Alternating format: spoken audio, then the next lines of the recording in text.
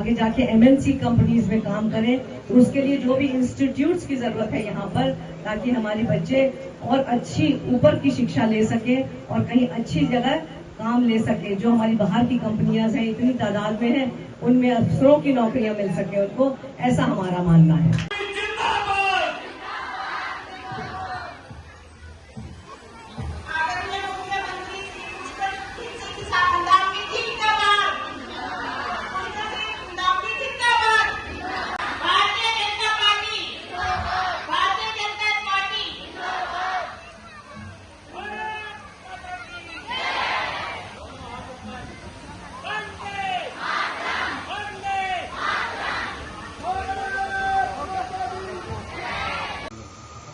धन्यवाद रंजीता जी।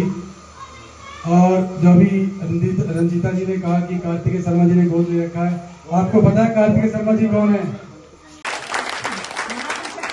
100%।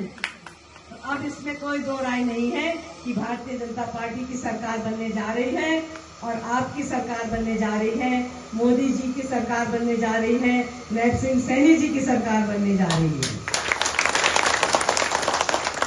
जब हमारी महिला शक्ति एक निर्णय ले ले, एक प्रण ले ले, तो कोई भी माई का डाल उनको नहीं हिला सकता, ये बात पक्की है। तो अब मैं आप सबके नमन करती हूँ कि आपने इतना अच्छा फैसला लिया और आशीर्वाद दिया है। मैं आपके चरणों में प्रणाम करती हूँ। बहुत कम शब्दों में मैं आपसे कहना चाहती हूँ कि मैं आपके बीच में एक सेवा भाव से आई हूँ, आपकी सेवा करा के आप सबकी सेवा कर सकूं।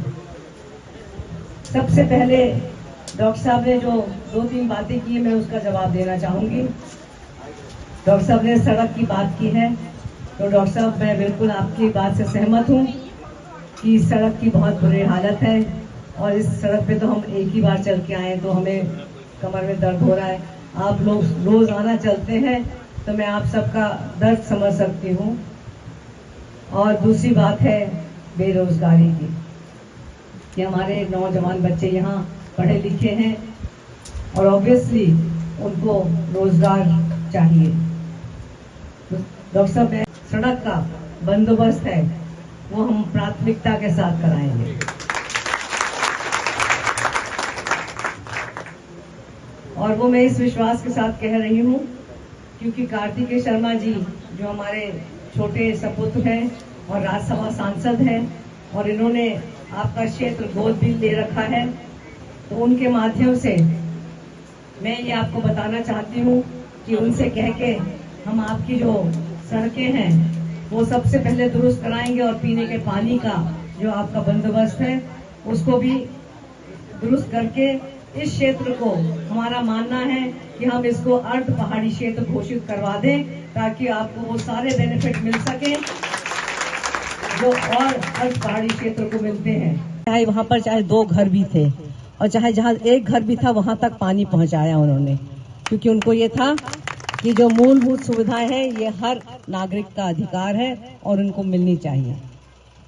इसी पर मैं बताना चाहती हूँ कि जब सड़कें बनती थी तो उसका मुआयना वो स्वयं करते थे, खुद करते थे, ना कि किसी सरकारी अफसर के ऊपर छोड़ते थे।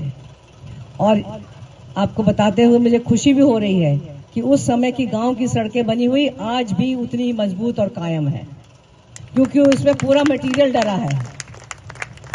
जो रेशो होना चाहिए उस हिसाब से सीमेंट डला है, सरिया डलना चाहिए जहां वहां सरिया डला है। और वो सड़कें आज भी, कोई अम्बाला वाले यहाँ होंगे आपको बता देंगे, ये अम्बाला दूर नहीं है, आप पता करके आ सकते हैं कि आज भी वो सड़कें ज्यों की त्यों हैं। और वो बात अलग है कि उन सड़कों के ऊपर टाइलें लगा दी हैं, पर लेकिन वो नीचे मजबूत सड़कों के ऊपर टाइलें लग गई, वो अलग बात है। पर लेकिन उस समय की सड़कें बनी हुई आज भी लोग गांव में कहते हैं हमें टाइल नहीं लगवानी है, हमारी सड़क जो है वो ऐसी ही अच्छी है। ठेका ले लेता है और उसको पूरा नहीं पड़ता, वो बीच में छोड़ देता है। तो अगर हमारा ये क्षेत्र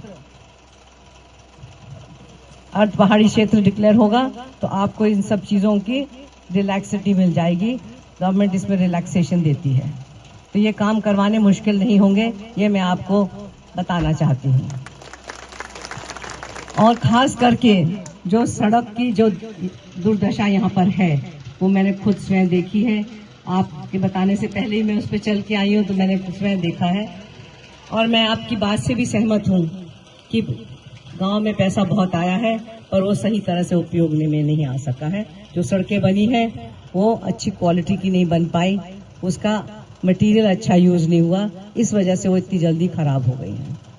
तो मैं आपको एक बात बताना चाहती हूँ कि विनोद शर्मा जी जब अम्बाला में विधायक चुन के आए थे तो उन्होंने अपने पहले 5 साल में सबसे पहला काम जो किया था, हर गांव की गली, सड़क और पूरे शहर की सड़कें पक्की करी थी। वहां पे सीवरेज नहीं था, पहले सीवरेज डलवाया और वो सारी सड़कें पक्की करवाई।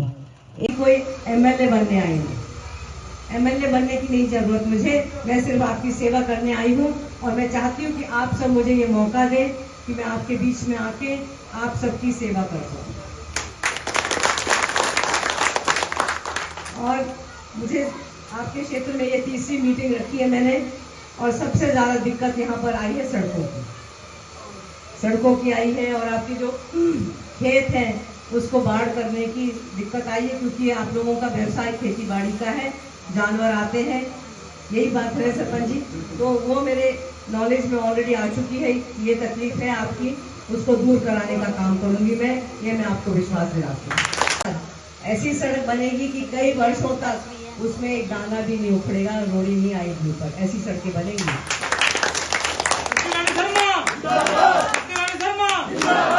जो बीच बिचौलियों वाला सिस्टम है वो बिल्कुल खत्म हो जाएगा, वो हमारी डिक्शनरी में नहीं है। जो इन बिटवीन है वो हमारी डिक्शनरी में नहीं है। विनोद शर्मा जी के और कार्तिकेय शर्मा जी कभी भी इस बात को बढ़ावा नहीं देते हैं और कभी भी इस चीज को आगे भी बढ़ने नहीं देंगे। मैं आप सबसे एक और बात करना चाहती हूँ जो बहुत अहम है, हमारे बच्चों के भविष्य के बारे में। जो हमारे बच्चे हैं उनको अच्छी स्कूल की शिक्षा मिले, अच्छे कॉलेज मिले और अच्छी यूनिवर्सिटी आपके क्षेत्र में मिले, ऐसे मेरा मानना है। क्योंकि मुझे बताया सरपंच जी ने कि स्कूल तो यहाँ पर है पर लेकिन उसमें बहुत अच्छी पढ़ाई की व्यवस्था नहीं है, टीचर नहीं है। तो हमने यही काम करना है सबसे पहले कि आपके जो अपग्रेडेड स्कूल है उसमें अच्छी टीचर्स हों, अच्छी फैसिलिटीज हों, उसमें अच्छे सब्जेक्ट्स हों, साइंस, आर्ट्स, फिजिक्स, जो अलग अलग सब्जेक्ट होते हैं वो भी हों, लेबोरेटरीज हो, अच्छी लेबोरेटरीज हो, आपके हर स्कूल में लाइब्रेरी हो, हर स्कूल में नहीं तो कम से कम एक गांव में एक लाइब्रेरी जरूर हो।